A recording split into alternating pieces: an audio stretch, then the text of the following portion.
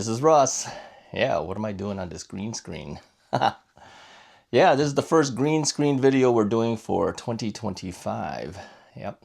Well, I don't know, maybe we did it earlier in the year. All right, the first green screen that we're doing since 2025 winter. There you go. Yeah, too cold to go outside to ride, so we're in here and we're not in the car. So here's the thing, okay? I was thinking, what are we going to talk about during the winter months, considering that it's too cold to get out there. Yeah, I'm not getting out there. I don't know about you, but I'm not going out. I mean, earlier this week, just 2 days or so ago, we were at 0 degrees Fahrenheit. Yeah, that's just too cold for me. I don't know about you, but I'm not heading out there. So I was thinking about what are some of the topics we can discuss while we're stuck inside for the winter. Well, I think the first thing we have to discuss is why I've been gone for so long. Now, I've been spending a lot of time at the More from Russ channel, which I have officially shut down, for now at least. And I've asked all those guys to come over here to Russ's Right. Now, originally we started all those talks on Russ's Right, and then we moved them off to a separate channel, but I find that it's just easier to stay on one channel, even though I know that kind of dilutes the e-bike topics a little bit, but separating everybody was just too difficult. So we're going to stay here to do it, all right? So for you guys who are here specifically for e-bikes, which is really what the Russ's Right channel has been known for many years now, we're going to continue with that format, but be aware that I will throw in some things every now and then that's not specifically e-bike related. Because really, to be able to talk on a daily basis about e-bikes is getting more and more difficult. I've discussed a lot of things over the years. I think we've done at least 4 years, going into our 5th year of e-biking. So yeah, I've been around for a while on e-bikes.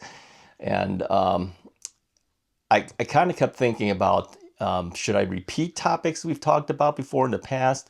Should we talk about new things? Well, the new things really haven't been that interesting, really. If I had to tell you the truth, it's been more about regulations and, new laws and all that.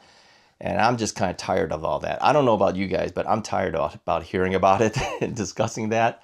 But I know it's going to keep coming up because even here in my area, I'm in the suburbs of Chicago, Illinois. We have had a lot of regulations come down. So much so to the point where I have to make some major changes on how I even ride an e-bike in my area to stay within the law. So people have been asking me about, what are the new bikes that are coming to you? And I says, well, a lot of things have been offered to me that I have simply just either turned down or just didn't answer, simply because I wasn't really sure how I should approach this. So today's video, I'm just going to talk about some of the things that I know I'm going to have to change going into the 2026 riding season. Now, you may agree or may not agree with it. That's perfectly fine. But if I want to stay within the law and not get in trouble, I have to kind of abide by them. All right. So let's talk about the first thing, the type of e-bikes that are coming to me. Now, like I said, I've been offered a number of bikes that many of you have probably even seen on other channels, and they're fairly fast, right? And so in our area, they've come down with regulations where they just said, you can't go more than 20 miles an hour. And then on your paths, you can only do 12 miles an hour. Some will allow 15, but mostly 12 now. And I've tried 12 miles an hour on some of the latest e-bike videos that I did before, you kind of saw me disappear for a while. I can't do 12 miles an hour. I'm sorry, I just can't do it. Even just a single rotation of the pedals brings me past 12 miles an hour. I really would have to pedal every other stroke and go to pedal assist level 1. And I mean, I just feel like I'm crawling. I don't have any fun. I don't have fun doing it. I don't know about you guys, but I don't have fun at 12 miles an hour, and I don't want to ride my bike if I don't have fun, all right? So we can't do that, which means I can't go into the forest preserves. I can't go into certain bike paths because of that. Things that I used to do before. I would take us to places like Bussy Woods. I would take us to the local forest preserve in this area. I would go to even like the Botanic Gardens, right, which is quite a distance from where I live. simply because I have to go through the bike paths to get there. But now if they implement these rules, I can't actually do that anymore, right?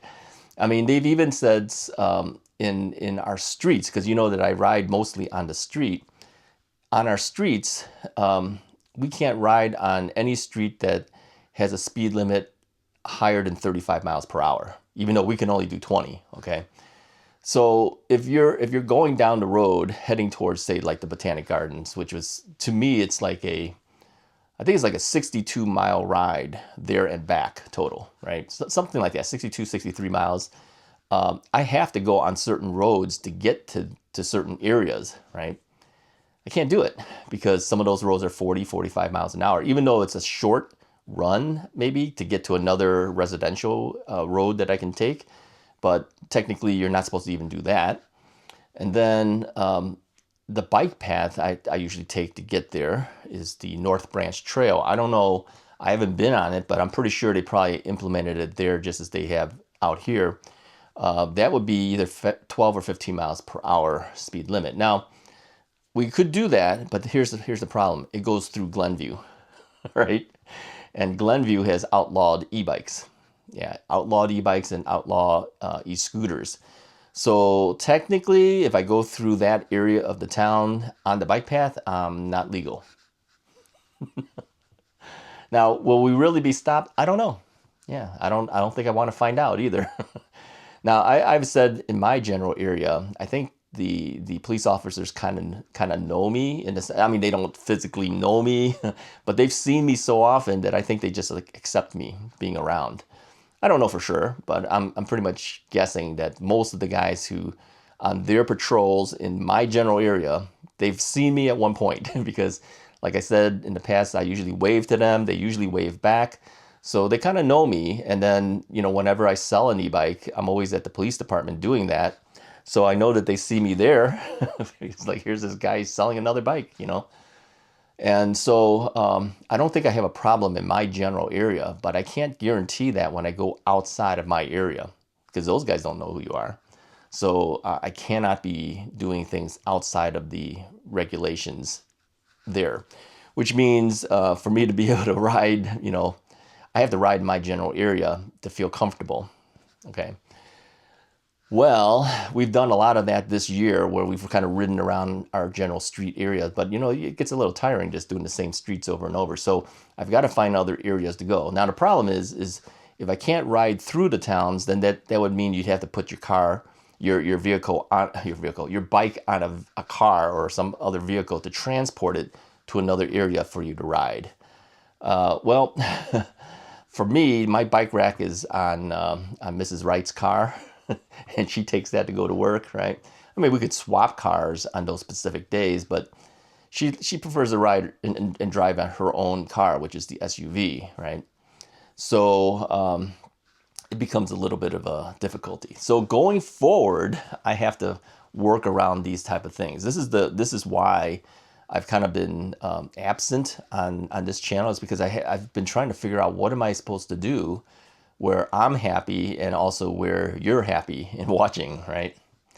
So we're still working through those type of things. We'll have to make sure we're totally ready for 2026 time period in order for us to actually get some useful videos for you. Now, another thing, like I said, e-bike companies have been contacting me quite a bit. Even in the winter months, they do contact you, all right?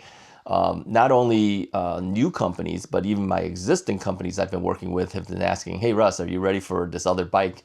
And I had to tell them no. I says, you know, it's like 0 degrees outside and we had like 9 inches of snow. So I said, no one's riding a bike in our area. It's just not going to happen. So at least, you know, they got confirmation back from me where I just told them, yeah, it's not going to happen. I can't ride in this weather.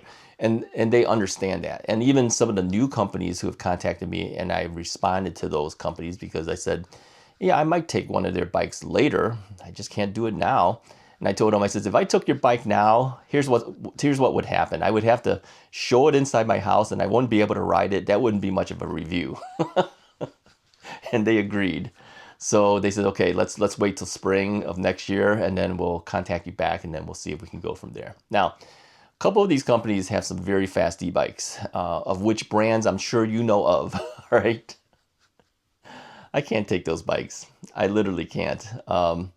Because really, for me to take those bikes, I can't ride it around here. Where am I going to ride this thing? Where am I even going to review this thing? I mean, I even said I can't even do the hill test anymore because it's on the bike path that's 12 miles an hour. So technically, if I do it, I'd have to break the law to do it, right? I don't know if I'm willing to do that. Yeah. So, yeah, it's kind of difficult. So I'm sure you're probably wondering, well, what about the bike that you have that's really fast, right? Because I had a wired bike, as you know. I had the what would it be? It would be the 2024 wired cruiser, right? Yeah, that's not here anymore. Yeah, I've moved it on. I actually had sold it to a former police officer, and yeah, he's downstate. He's not in our general area. So I asked him. I said, "Do you still carry your retired badge and your weapon?" He goes, "Yes." I said, "Okay, keep that with you because you might need it." I mean, if he rides faster than we're allowed to, and if he gets stopped, I seriously doubt law enforcement is going to ticket him because he's a former law enforcement officer. Okay. I mean, it could happen. It's not like it won't, but he's got a better chance to survive that ticket than we do. So he has my wired cruiser. So the fastest bikes I have in the house now are 28 miles per hour e-bikes, class 3 e-bikes, right? But they're also class 2. So here's the thing, okay? Let's talk about this part now. There's so many things I got to tell you guys. All right, so if I'm only allowed to ride 20 miles per hour, I could take all of my bikes and drop them all down to class 2. In fact, I think all of my e-bikes have the class 2 sticker on them except for two bikes. They don't have any stickers on them, all right? But the rest of them say class 2, but as we know, the ones that I have will pedal to 28 and throttle to 20. All right. I think the only one I still have that will throttle to 28 is a Magicycle Deer that I have. That's the 26-inch by 4-inch fat tire step over version of the Deer. That's the green one. It kind of looks like that wired cruiser color, right? So I still have that one, and that'll throttle and also pedal to 28, but I can bring it down to 20. I don't think I really want to do that because there's times that maybe I may want a faster running bike, and it also has cruise control and all that. So I kept that particular bike, but the wired cruiser, which of course did 40 miles an hour and had cruise control and all that, I've moved it on, and I figured he's wanted it for a while, and I said, well, I'm going to give it to someone who was in law enforcement. So he has it at this point, all right? Now, I never did get the other wired Scout. They had promised that they would send me one. They never did. And because they never did, I never asked again. I think I texted him twice, the owner of Wired, and he said, yeah, we're going to get you one. We're going to get you one. But he never did. So since he never did, that's it. I'm not going to take it. So even if he offered it now, I would have to tell him I can't ride it. Yeah. So now there are other bikes too that will do 40, 50 miles an hour, which have also been offered to me. I won't give you the brand names, but you can make your best guess, okay? I can't do those either. So here's the thing, if you be watching the Russ's Right channel, and you may be saying, well, everyone else is doing these things. There's guys in Chicago who review these bikes too, and he's doing it. Well, that's up to him, but for me to stay within the law in my general area, which has had a lot of regulations and discussions, I can't take those bikes on. Yeah. So then I kind of thought about it, and I says, well, is there any value in my e-bike channel anymore then because of that? So it had me second guessing myself too. And you're probably second guessing, should I even watch this guy anymore? I think you should. And I think there is still value in the Russ's Right channel as an e-bike channel. Now, I might not be going faster than 20, 22, 23, because really my norm of riding is usually around 22, 23 miles an hour. Everyone knows that. I've been talking about that for like 4 years, right? That my normal cruising speed's around that.